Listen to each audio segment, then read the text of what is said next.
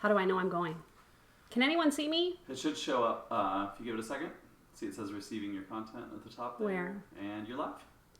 And you'll be able to see yourself.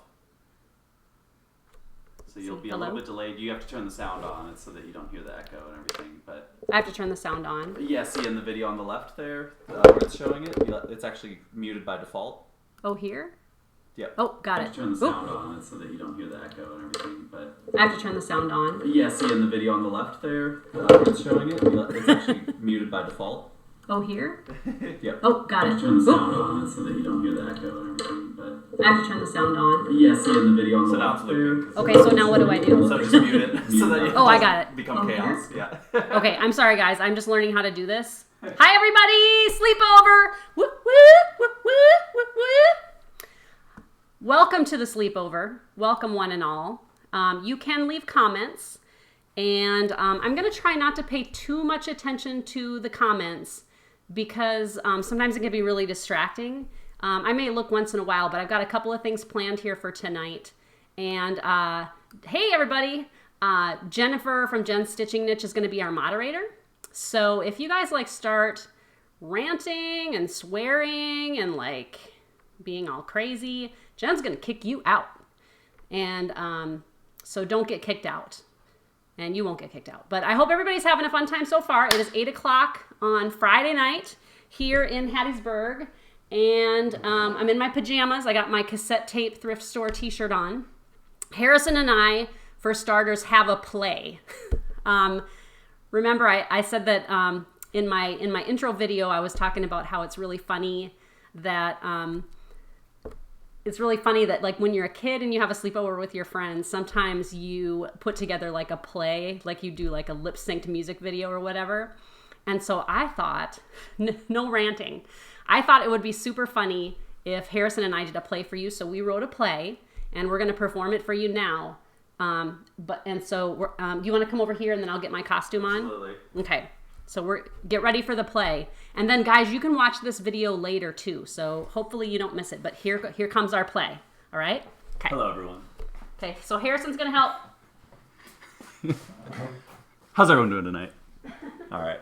Just going to give her a second. All right. Tell them why we have capes on. So we have capes on because, I don't know if y'all were kids, but certainly when I was a child, and I think when most people were children, you got a blanket or a towel and wore it like a cape because you were a superhero every day of your life when you were a kid. Hey, everyone. Are you ready? Yep. You warmed up? I'm Good warmed to go? up. Okay.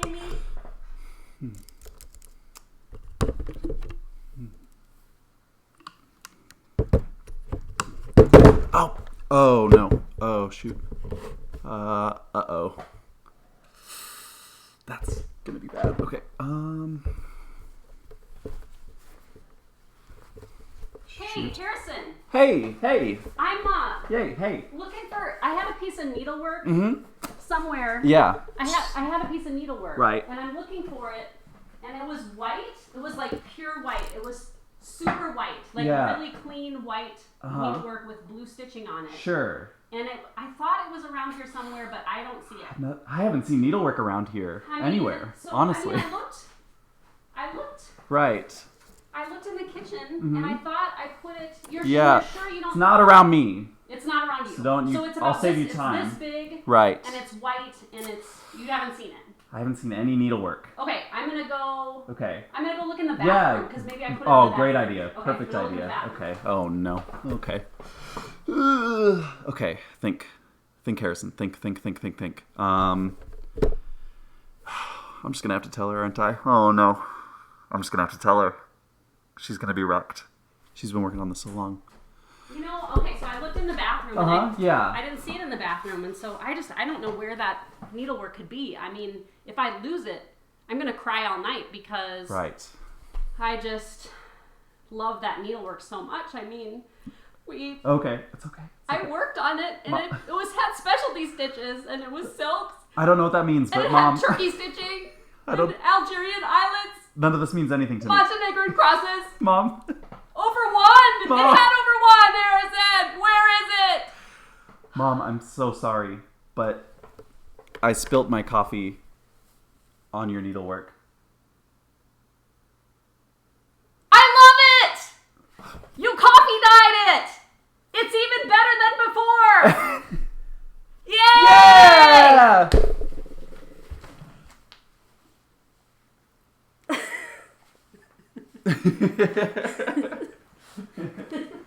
All right, y'all enjoy your sleepover.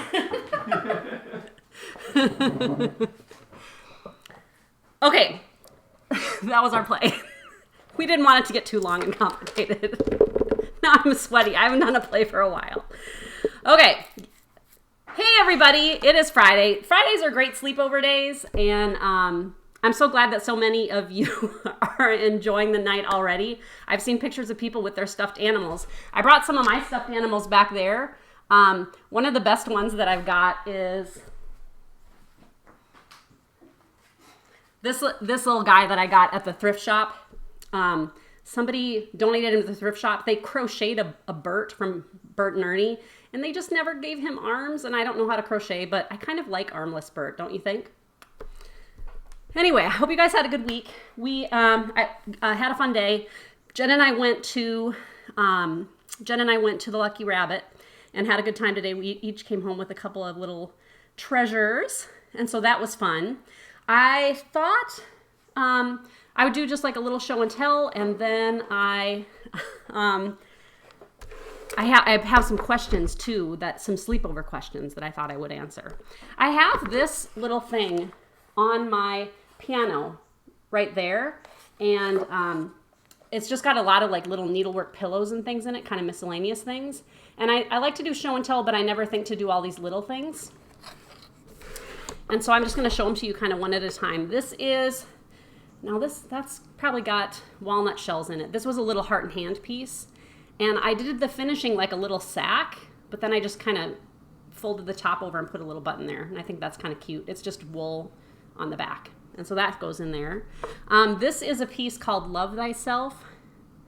And this is a silk gauze piece by Maureen Appleton. It was the first silk gauze class that I took, and it was wonderful. Oh no, wait a minute. I did a little violet thing. This was a silk gauze piece that I just did. And I made like a killer mistake in it. You know how you make a mistake and you're like, you have to like continually make adjustments for the mistake that you made. This was one of those pieces, and I put it down for a long time. This is a Bunny's Fill by Shepherd's Bush. And I did that same little technique with just kind of like making it a sack and then buttoning it over the top. And this one I think actually, no, that's walnut shells too. And I've got this little Birds of a Feather pincushion. No, well, I don't know if it's Birds of a Feather. It might just be from a Quaker sampler, and it's got buttons in the corners. And this one I think turned out really cute. This was in a Birds of a Feather book. I don't remember which one.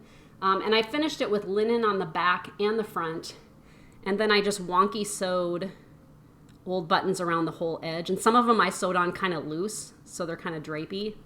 But I think that's really cute. It's got my initial at the bottom, T.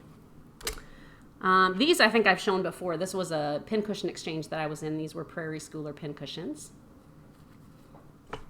I've got a couple of, I did these all the same year, and I think there's one more, but it might be in with our Christmas decorations. These were little Birds of a Feather ornaments, and for some reason I stitched 3 the same year, and they all said Noel, but I didn't realize it until I did the finishing.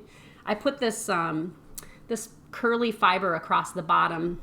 That's a thread gatherer trim. And then let's see, this is one of those little Lizzie Kate. She has those little, I don't remember what they were called, stamps? What were these called, guys? I don't remember. But this is on just a 40 count, and I put a button in the middle. And a lot of times that's my solution if I didn't stuff the pincushion tightly enough, is I would put a button in the middle and pinch it real tight so that it looks a little bit more full. This one, so this I think, if you go to the drawnthread.com website, I think this is a freebie chart, and it's just stitched in a couple of colors, and so this is just a little freebie with a bird, and I did that same kind of wonky edge, button edge on this one with wool on the back. And then this one was in the Just Cross Stitch Ornament issue. This is Bright Needle, and it's over 1, and I stitched this over 1 on Opalescent, but it And then I overdyed it with coffee, so it looks overdyed. With the opalescent. Like coffee overdyed opalescent is kind of cool. I'll have to do something else with that someday because it looks really neat. And then the only other thing in here is this trim. And I wish I could remember where I got this. I might have olive oil. Oh, you know what? I think I got this from Nina's Threads on Etsy, that she does trims, and they're beautiful. This one's called olive oil, and she has a thread called olive oil too. So that's what's in my little box. Okay, so I printed off some questions for sleepovers, and I thought that I would just go over some of the answers to these questions. I haven't even looked at these. I just copied them and printed them off, and so here we go. Question number one is, what was the name of the first person you ever had a crush on, and why did you like them? Okay, so everybody right now say the name of the first person you had a crush on.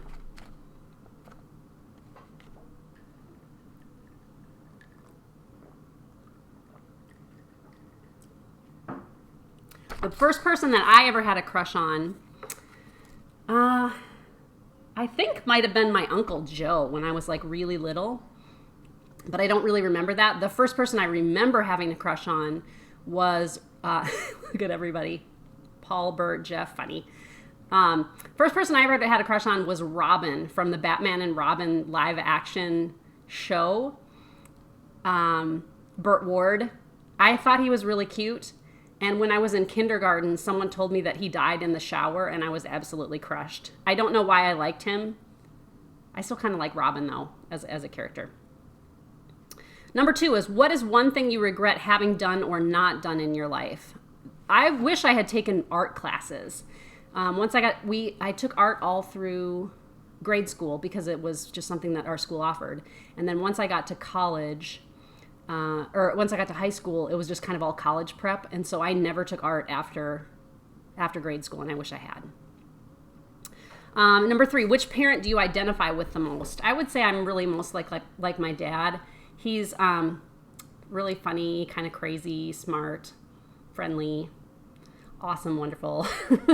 My dad and I are just, we're like this. We get each other. We tell jokes all the time. We make each other laugh all the time still. I talk to him pretty much every day. Number four, what do you think you cook or bake the best? I'm a pretty good cook. I make pierogies really well, but I would say like in my family, I'm known for my pies. Number five, if you could change your first name, what would it be? I've never really liked my name. I like it okay. It seems like I've met any other Teresas that I meet. A lot of them are just kind of a little boring. And when I was in high school, I got a nickname, and it was Mona. And my friends had decided one day that they were just going to start calling me a name to see if they could get under my skin. So they just wanted to see if they could upset me. And the first name that they were going to give me was S-word head. And they decided that was too mean, that I didn't deserve that. And so they decided to start calling me Ramona. So I walked into the debate room, and they were like, "Hey, Ramona." And I was like, "Hey, how's it going, guys?" And they were like, "It's fine, Ramona. What's up with you, Ramona?" And I was like, "Nothing much." I just did not react. And they called me Ramona for a few days, and they were finally like, "We were trying to upset you." And I was like, "I think it's kind of cool, actually." And so it got to where by my senior year, everybody called me Mona, and my husband's family called me Mona for the first few years that we were married, and it just kind of died off. But I kind of liked the name Mona. I thought it made me seem cooler, I guess. Can you hula hoop? No. What embarrasses you the most in front of other people?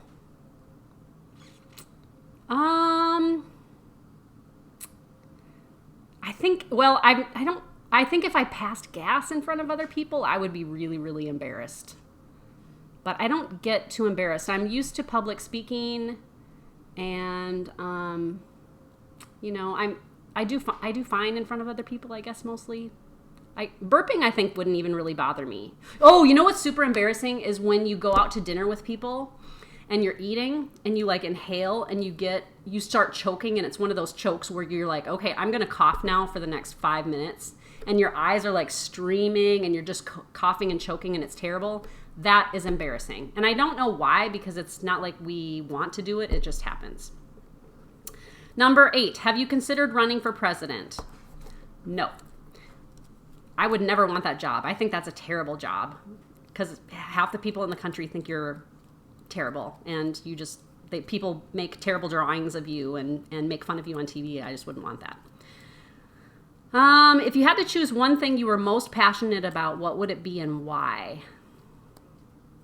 I think kindness. I think kindness is really important, and I think a lot of other things kind of fall into place after kindness, because I think if everybody was kind to each other in the world, it would be a much better place. Who are you most envious of, real or fictional, and why?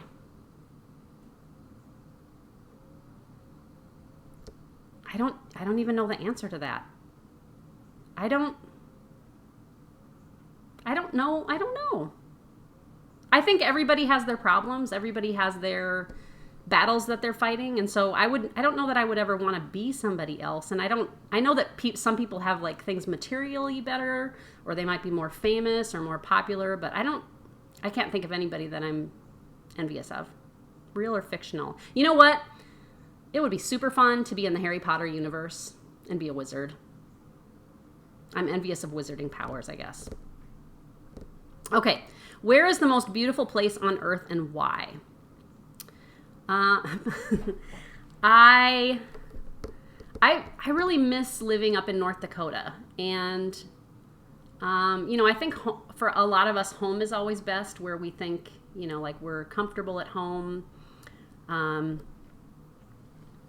and so I miss like the wide open skies, and like in the late summer, they grow a lot of sunflowers up there, and the land is very, very flat, and so it's fun and beautiful to drive through the country when it's just like an ocean of yellow on both sides, and it's yellow as far as you can see, and then the sky up above is blue. It's so beautiful to me, and it very much feels like home.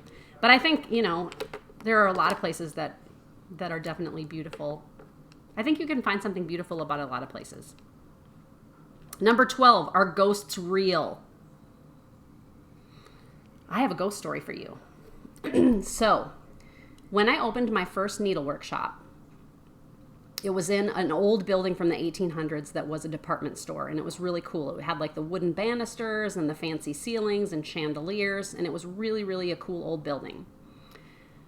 And my shop was, I don't remember, like maybe 800 square feet or so, but it was all like one big room that I had kind of divided up with partitions, and it had hardwood floors. And a lot of times when I was at the shop, I would feel like somebody was watching me. Like I would be working on framing something, or I would be whatever, and I would look because I felt like someone had just walked in, or I felt like somebody was looking at me. And it was just kind of one of those things. And then it kind of started to happen where I would come into the shop in the morning and things would not be in the same place. Like things would be off of shelves and in the middle of the floor. There was one time where my DMC was all on hooks, like all 300 and whatever colors. And it was like someone had pulled off like 50 random colors, and they were all laying in a pile on the floor. And so it was stuff like that. And I said to the people next door who ran a salon, do you guys think this place do you feel like the building is haunted? And they said, oh yeah, we have stuff like go off the shelves all the time. And so this one time, a customer and I are talking right by my front desk, and we were not touching the desk, but I had a spinner rack that used to be for postcards, like one of those desktop postcard spinner rack things where you just put the postcards in. You've seen them at cross-stitch stores. So it was just sitting there, and we're talking blah, blah, blah, cross-stitch, cross-stitch, cross-stitch. And all of a sudden the spinner rack made a complete slow 360 and stopped. We did not touch it. We were not touching it. There is no, and she and I stopped and like looked at it, and she goes, has that ever happened before? And I said, no.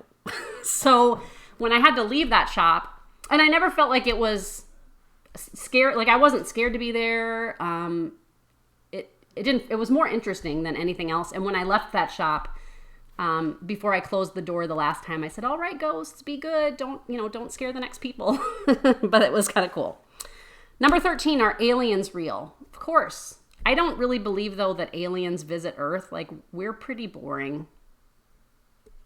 And, like, if they've made it to Earth, we would be boring to them. I mean, it would be just like going to, a planet of the apes, I guess.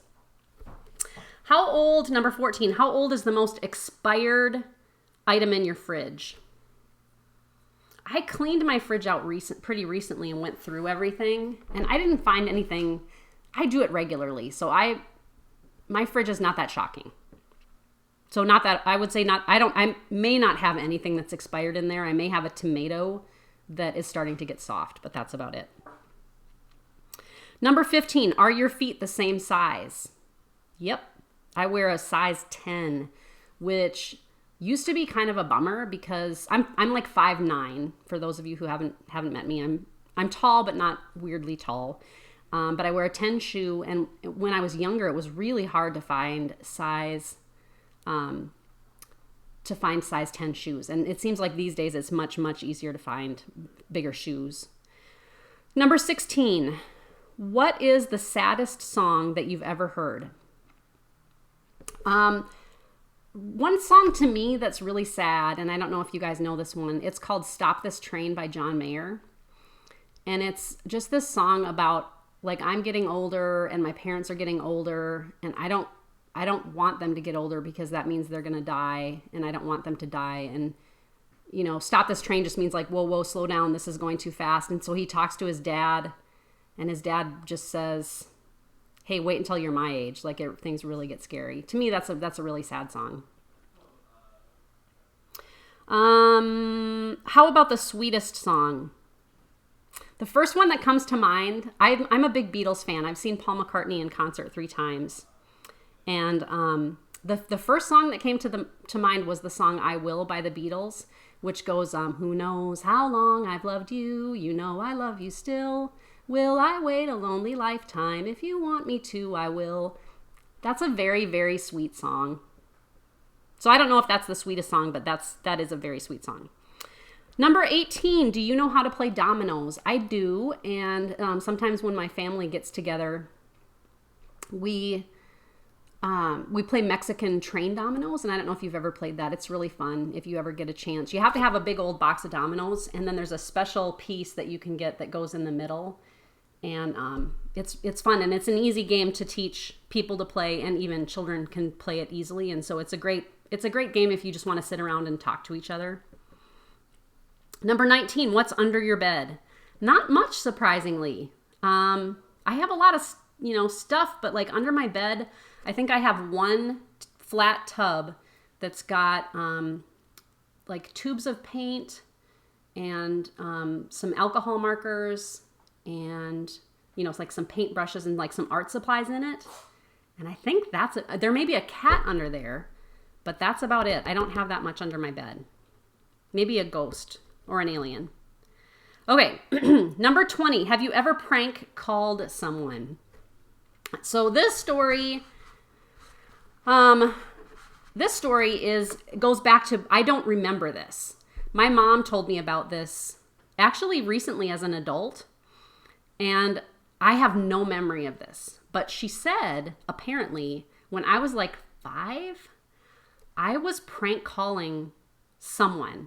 And for some reason, I kept calling this. And this was back in like 1975. I was prank calling someone. And I would just like giggle on the other end. But I would always dial the same number. And eventually, these people must have, through the phone company, figured out where the calls were coming from.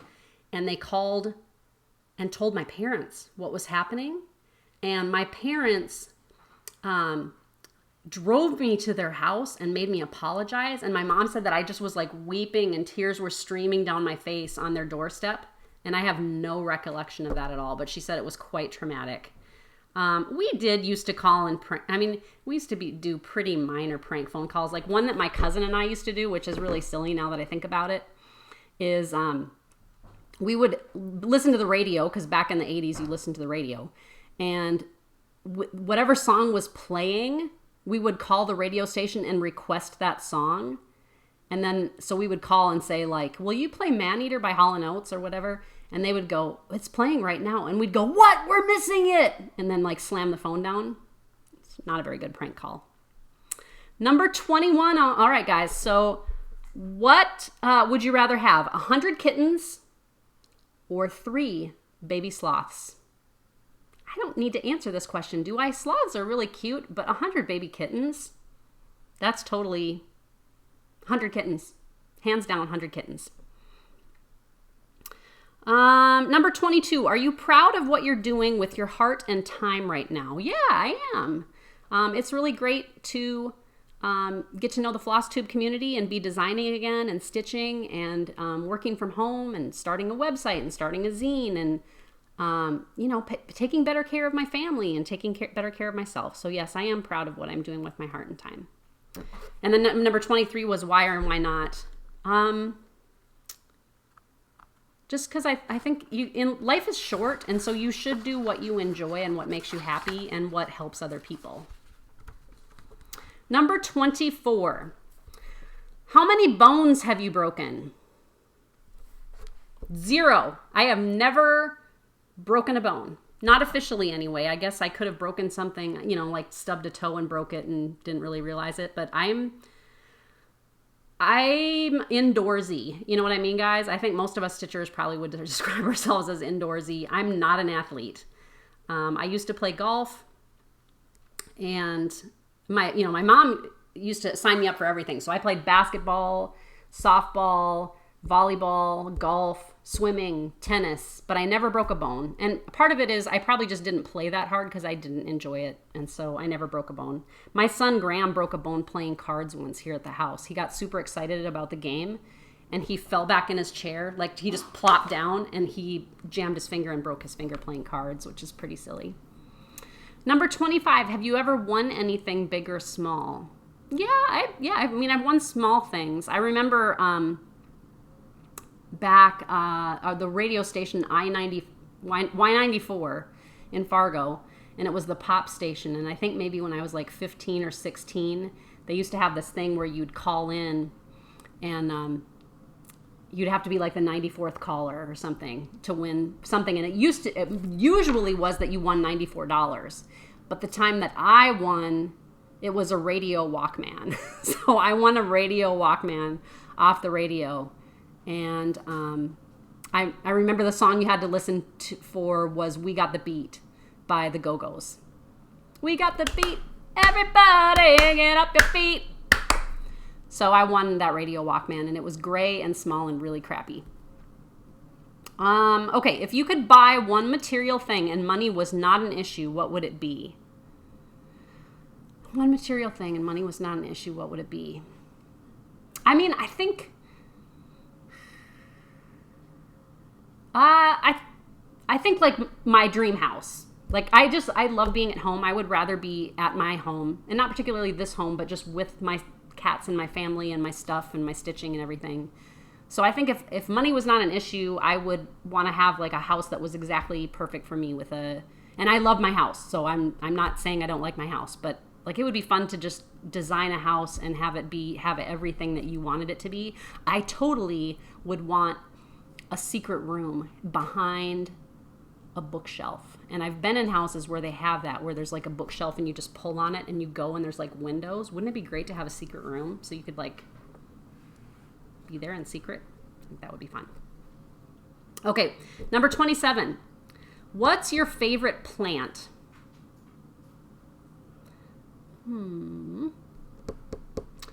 Gosh. Well, I love lilacs and I love peonies, and those are things that don't grow here in the South. Peonies and lilacs. It doesn't get nearly cold enough, and so I would say those are two of my favorite plants. And I do miss smelling lilacs and seeing peonies. If you've never seen peonies before, they have the most bright, kind of just beautiful, full flowers, and they get a lot of ants on them, but they're so pretty. Okay, number 28. What food will you absolutely not, under any circumstances, eat? I'm not gastronomically adventurous. I don't like. I would say I don't. But I don't mind trying new things. So I've tried a lot of things that I knew I probably wouldn't like, and I was able to like frame it to where it's like, oh, this is interesting, or this is okay. Sea urchin. I would say, like, you know how sometimes you see a video or you see something and people are like, participants eat the world's spiciest death pepper. Like, if somebody was like, I dare you to eat this pepper that's like 10 times hotter than the sun, I'm not interested in that, because that's just injuring myself for the sake of someone else's amusement. So I would not be in a spicy food. No thanks. No thanks. And I'll eat salsa, but I don't want death peppers. Okay, 2 more. Number 29. What's the best way to comfort you when you're having a really terrible day?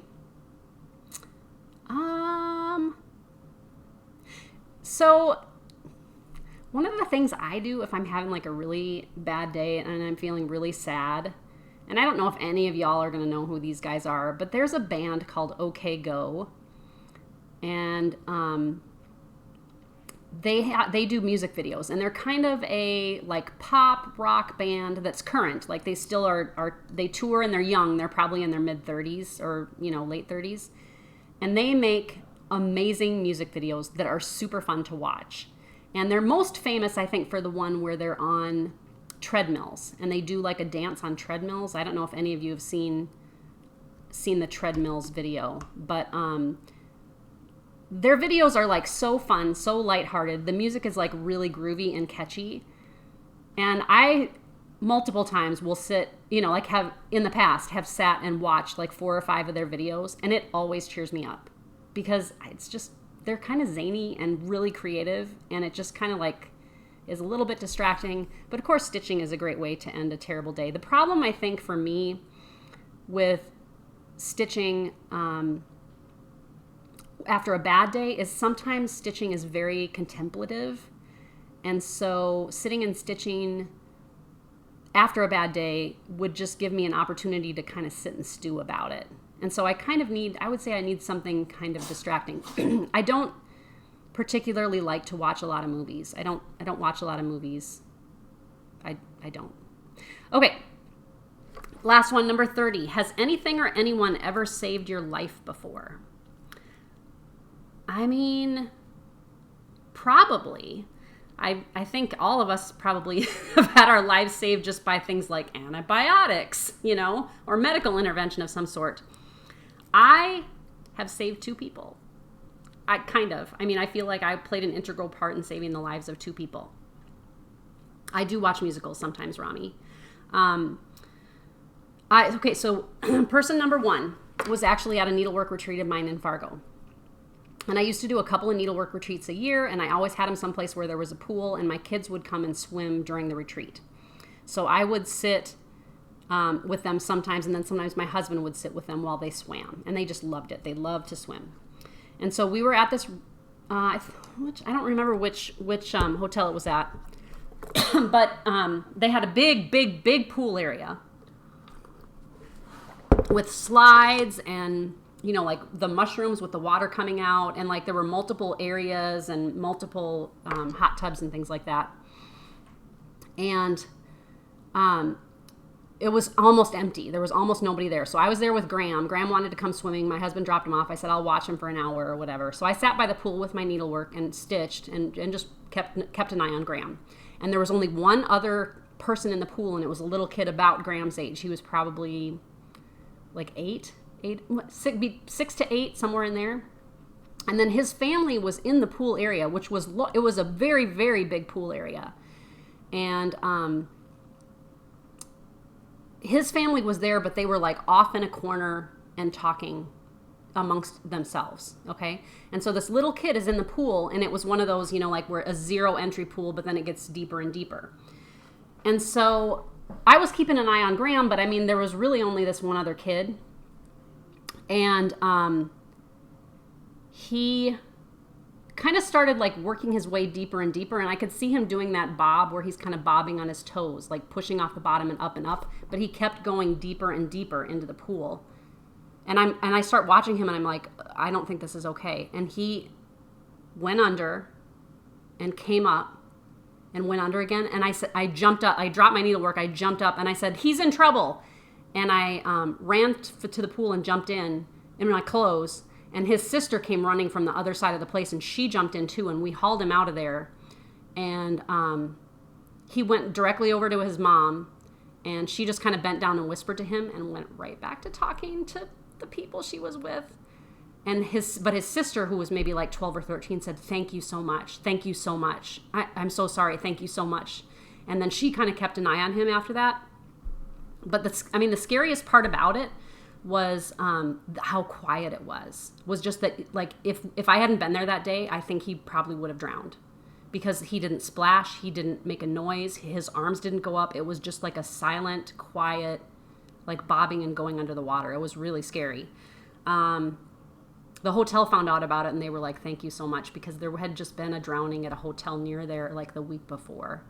And then the other one was really, it was a sad story, so it has a happy ending, obviously, because it's another life saved again. But when I was manager at the animal shelter, one of the things that was really stressful about that job was that it was, somebody, at least one person cried in front of me every day, because it was people surrendering their animals, people looking for lost animals.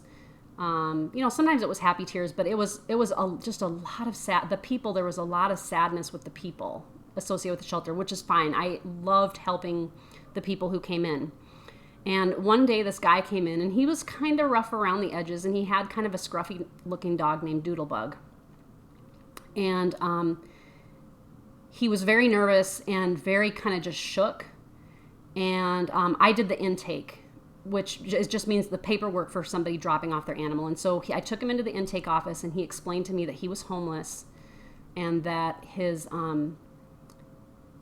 he couldn't take care of his dog anymore, that he didn't have like money to feed him, and that they were sleeping on the street and suffering, and that he had been using drugs, but he was trying not to use drugs anymore. And the only place that he had available to stay was a house where friends did drugs, and he didn't want to be around that. So he kind of felt stuck, like, I don't have anywhere to go.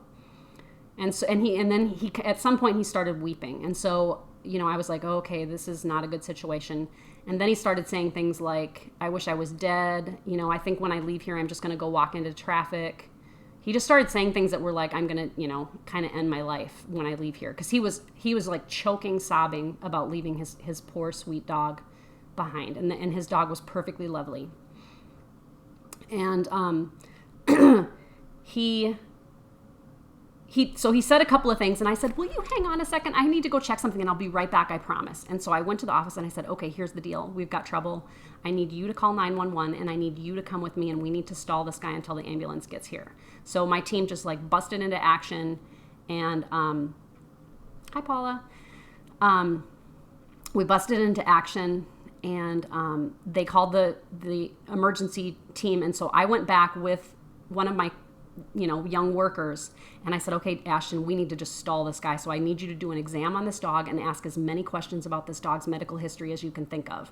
And so, because we had really gotten to the end of the intake process, and this guy was like still just weeping and sobbing, and he's like, how long will this take? I just want to go. And I was like, oh, we just, this is going to help us get him adopted if we know as much about him as possible. We're going to take such good care of him. Don't worry, we're going to make this as quick as we can. So Ashton he just did great. He was like 22 years old, and he's like, well, this is a lovely dog, sir. How did he get this scar here? Well, his ears look good. It looks like you've been taking care of him. Like, he just launched into a great, like, stretch it out kind of thing. And finally, the guy was like, I can't be here anymore. Like, this is terrible, right? Because he just wanted to go. So he stood up and started to leave, and then emergency personnel, like, walked in at the same instant. It was perfect. So they immediately were like, sir, can you come with us? And they took him away. Okay, so then, but we had Doodlebug. And so I said, okay, guys, we're just going to hang on to this dog until we hear what to do. This dog is not for adoption. And so we took care of his dog, and we heard back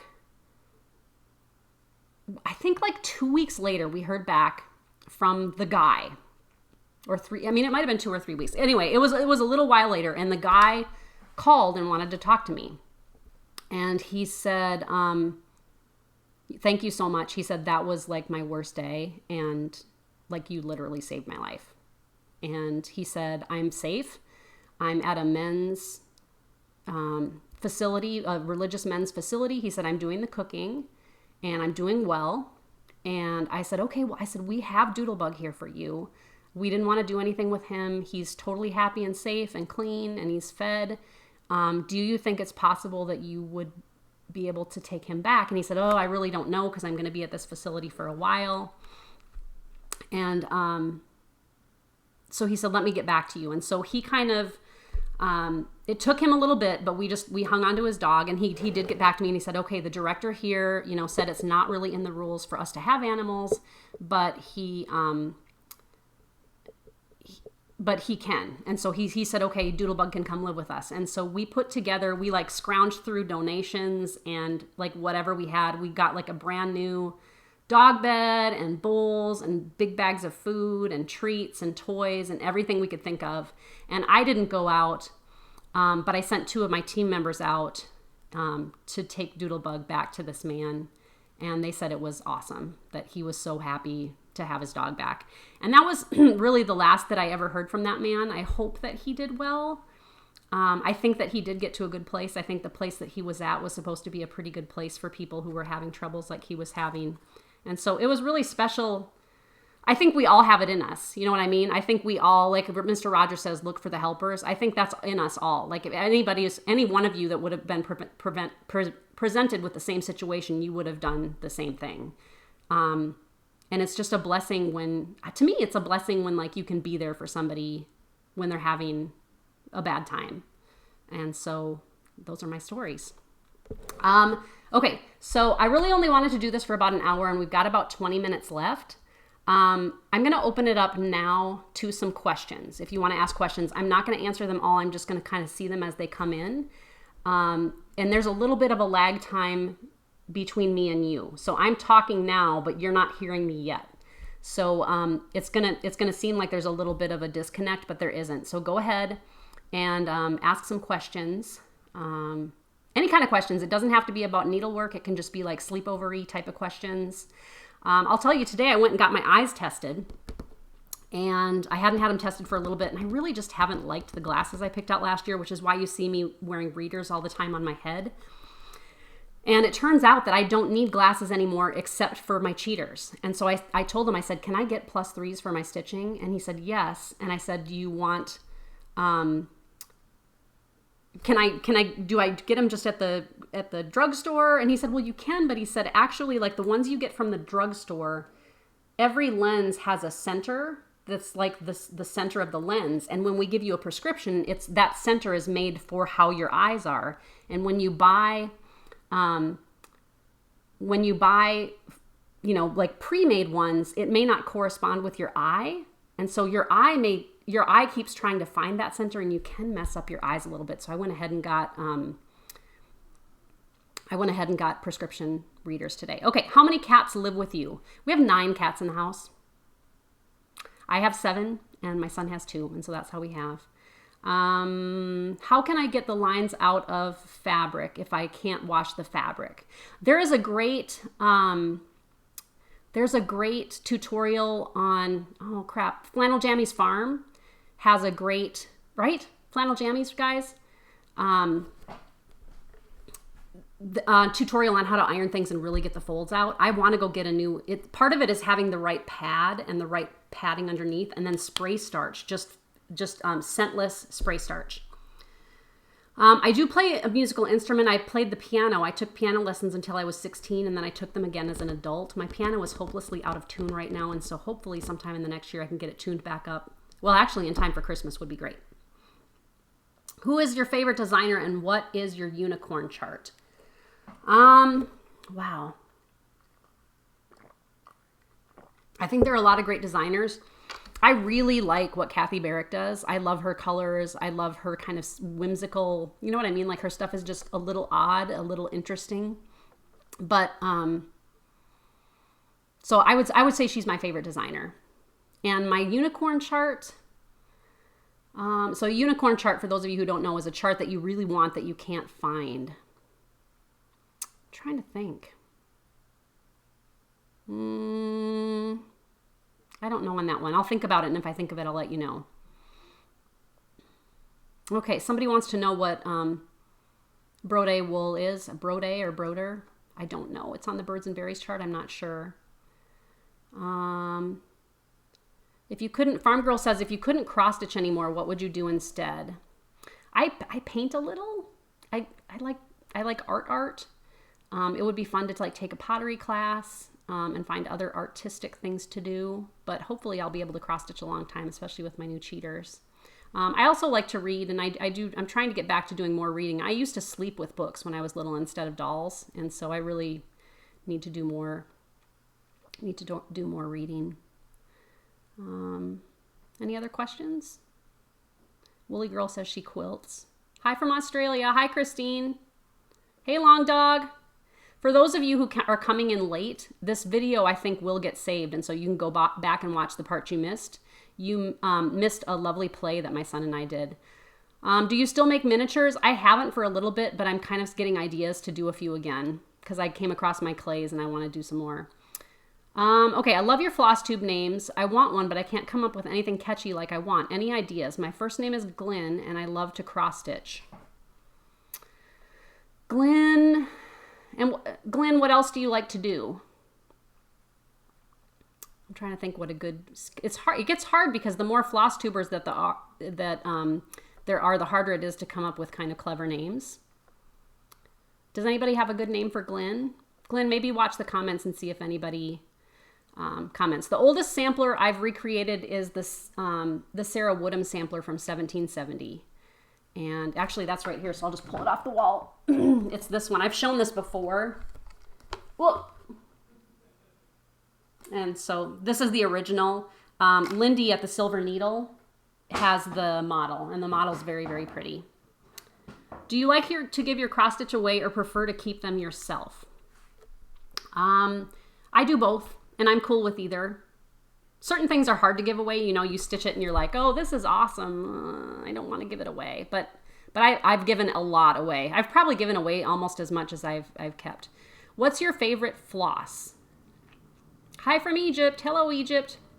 My favorite floss is, I really am digging Nina's threads. She's on Etsy. She's out of Hungary. And her colors are amazing, and her threads are so soft, and they're very reasonably priced, and you get 10 yards. You can do 10 yards or 5 yard skeins. So if you haven't tried Nina's threads, they're amazing. She also dyes like yarns and trims and lots of things. Fabrics, her fabrics are very pretty. Do you have any aging cats? My oldest is 23, and she's starting to meow a lot. Any tips? You know what? I never was allowed to have cats. Okay, I have a sad story for you guys. So when I was little, I wanted cats super badly, like really badly. And I know that I asked my parents all the time for a cat. And my mom's answer was always, your dad is allergic. Your dad is allergic. Your dad is allergic. Which may have been true. And I just never could, because she said, your dad's allergic. So, you know, when you're a kid, you're just like, well, I mean, dad will get sick if we get a cat, so I'll want to have a cat. Now, we did have dogs, and I loved having dogs. And then maybe like 9 years ago, my husband, so I don't have any cats that are old. Did I answer that question? I don't have any older cats. I don't know what to do about the meowing. Oh yeah, I am answering this question. So, like 9 years ago, Graham really wanted a cat. And we lived in Mississippi, and no one lived here, and people don't really come to see us very often. I mean, we often will have a whole year go by with no visitors from anywhere, and which is okay because we go visit. But 9 years ago, Graham really wanted a cat, and he had gone to camp, and it was June, which is National Adopt a Cat Month. And there were signs all over town, adopt a cat, right? And my husband, you know, I was like, oh, it's Adopt a Cat Month. Graham really wants a cat. My husband said, we should just adopt one. And I was like, well, yeah, but my dad. And he said, your dad only comes once a year or maybe once every 2 years. Like, you can't not have a cat that we really want just because someone comes and visits sometimes. He can take, he can come and, take some medicine or whatever. And so, we adopted a cat, and it was amazing, wonderful, crazy. And so it kind of opened the valve of cat craziness in my life, because I totally understand and love cats, totally and thoroughly. And so 2015, I think, Christmas of 2014, we were talking about cats. My parents were here, and I had done all this volunteering, and I had managed the shelter, and I just went off the cat deep end. And I said something about not being able to have cats as a young person, and my mom says, your dad brought you home a kitten once. And I was like, what? And she said, when you were little, you wanted a cat really bad, and your dad went to the pet store, and he bought you a kitten, and I told him to take it back. And I said, what? And she said, I didn't want a cat in the house. So it wasn't that my dad was allergic, it was that she didn't want a cat in the house, which is fair, but it made me feel really sad that she let him take the rap for the reason I couldn't get a cat. Anyway, so I have plenty now. Believe me, I have more than made up for it. Okay, someone else asked how my husband and I met. And I don't know if I have any pictures of Steve. I'm going to look on my phone real quick and see if I have any that I can hold up. So Steve and I went to school together from the time we were in first grade. So we have known each other a good long time. Let's see if I can find a picture of Steve. Here he is. There's Steve with blueberries. So in the 7th grade, I was all into Steve. And so we went to dances. We had school dances pretty regularly at Catholic school, which was kind of weird, and it was in the cafeteria. And they did this one game where you had to every girl put a shoe in a pile, and then the boys would all come over and pick one shoe and then try to find whose shoe it was, and then that's who they would dance with for that dance. And so my now husband, back in 7th grade, went and picked out what he thought was my shoe, but he got it wrong, and he brought it over to me, and I went over and picked up my shoe and gave it to him, and so we danced. So we were kind of we called it going together in whatever it would have been, 1983 or whatever. And we dated for 6 months. Well, we were going together for 6 months, 1 week, and 5 days. And I don't really know what happened, but we just weren't going together anymore. But I still had a thing for Steve. And we grew up blocks from each other, really close together. And we went to the same Catholic high school, and we were on the speech and debate team together. And I was always, just checking him out. And people knew it too. People totally knew that I liked Steve. And he's a pretty cool cat, so he didn't let on at all. But junior year, I basically, I gave him a Valentine, I want to say, and it was just I laid my heart out on the line, and he was like, I really think we should just be friends. And I was crushed, and so then I got a boyfriend. And then Steve went, hey, now suddenly you're interesting to me. And so I broke up with that boyfriend at the end of senior year, and Steve and I started dating the next summer. We actually went on a trip together to Colorado. And it was very flirty, but I didn't know we were going to be boyfriend, girlfriend, and nothing happened, but we professed our feelings for each other one evening in the park, and we went back to the park the next day and realized we had been sitting in goose poop. But we've been together ever since, and so we will have been married, I think 28 years this December. So, okay, Woolly Girl wants to know, will we have sleepover time again? I hope so. This is fun. I think doing sleepovers is a great idea. I think we could definitely do it, make it kind of a second Friday of the month thing. I think people are having fun. You can participate on the Facebook page too if you look for Cross Stitch Sleepovers. And if you go to Instagram, the hashtag is it's hashtag XS Sleepover, which stands for cross stitch sleepover. The X stands for the cross stitch, right? And S for stitch, and then sleepover. And then you can post your pictures. Now, I noticed people have been posting all day today because some people are in different time zones and countries. And so when I got back today from running errands, there were already a lot of messages and pictures of people in their jammies and eating pizza and painting their nails and things. So make sure that you check that out on Instagram. That's pretty cool. Anybody have any other questions? We got like 5 minutes left. I'm trying to think if I have anything else interesting I can share.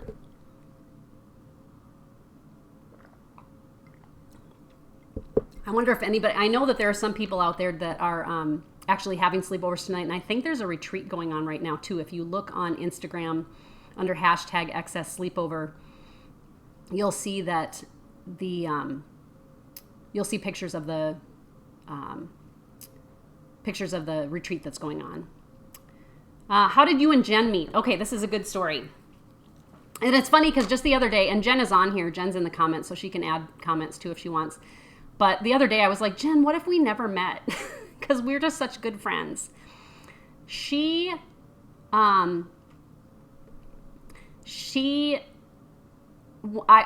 opened my store here, and it was an actual storefront, but it was mainly online orders. It was just a very, very little store. It was maybe like 500 square feet. And it was on the main road, just a little off the main road, but it was very small, but it was very cute, very shabby chic kind of thing going on. Lots of threads, lots of hand-dyed fabrics, lots of charts. And one day I get this phone call, and it's Jen.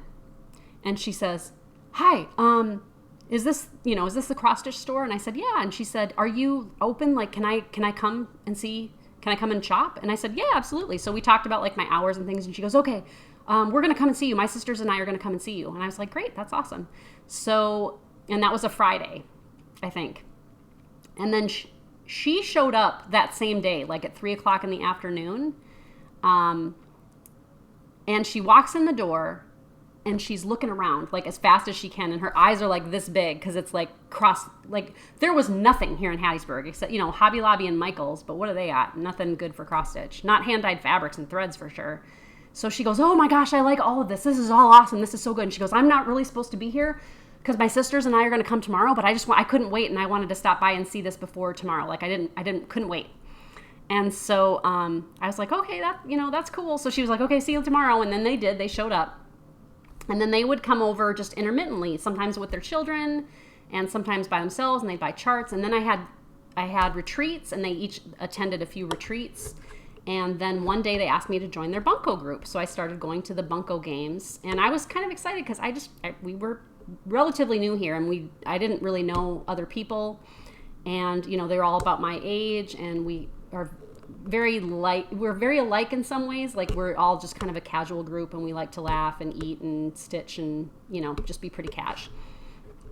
And so it just kind of blossomed from there, our friendship, just that we just, started to hang out more and more. I remember one of my earliest memories of our, Jen, of our friendship was when we went clothes shopping. Like, you were like, oh, I feel like I need to get new clothes. My clothes aren't that good. And I remember going clothes shopping with you to TJ Maxx, and I remember commenting on your shoulders that you were like, I don't know about this shirt, like my shoulders. And I said, you have great shoulders, actually. And you were like, really? And we just kind of had a good time. And Jen and I talk every day, and we see each other at least once a week. We had lunch and went to the Lucky Rabbit today, but we spend a lot of time together. And I think, hey, Bendy, I think that she's a very good friend, and I'm very lucky to have a good friend like Jen. And now she's got her own needlework store on Etsy, Jen's Stitching Niche, and she's just killing it. She has great customer service and really cool products, and that is how we met. Okay, a couple more minutes. Any other questions? It's so nice to see all of you here. The feed is just kind of blazing by, and so I can't really get a good bead on how many people might be here. Does anybody see? Does it say like how many people are watching? Okay, do you think that you'll be producing your patterns in PDF for purchase? Exchange rates and postage nearly doubles the price for me. Yes, I'm working on it. For PDFs, it's just a little bit tricky because I can save my covers as a PDF, and then my cross-stitch software can save the chart as a PDF. And somebody just sent me the name the other day of a program that will join those together as one file, because I can only post it as one file, the cover and the chart. It all has to be one thing so that you download one thing. And so as soon as I start getting those worked out, I'll start posting the PDFs. PDFs are a tricky thing for designers. And I've talked to a few designers and they're like, really, you're going to do PDFs? And I'm like, you know what? I feel like most stitchers are honest people, and that if you want to download a chart and I'm asking you to pay for it, I think you're going to pay. Most of you are. Most of you are so nice. And the people that are going to try to illegally copy and share charts would never be customers of mine anyway, because they really only probably want free things. And so to me, I don't really see it as a loss. I see it as a plus of me being able to help out people who are overseas get a hold of my patterns. And so 165 people, that's pretty good.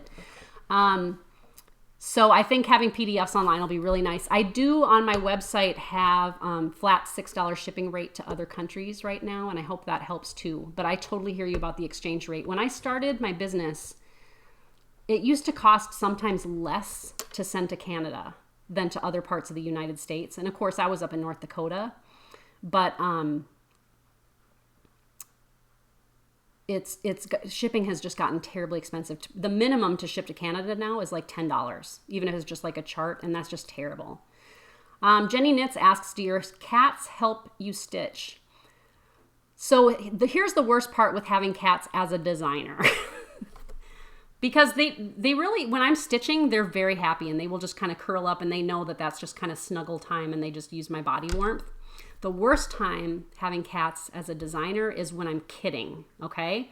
Because if I order, Brenda, just send me a message on YouTube and I'll tell you the program. I don't remember the name of it.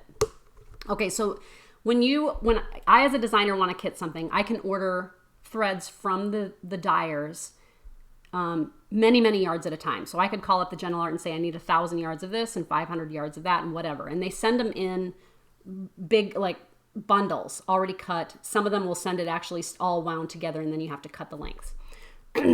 But can you imagine having 9 cats in the house and trying to sit at a table and pulling threads for charts?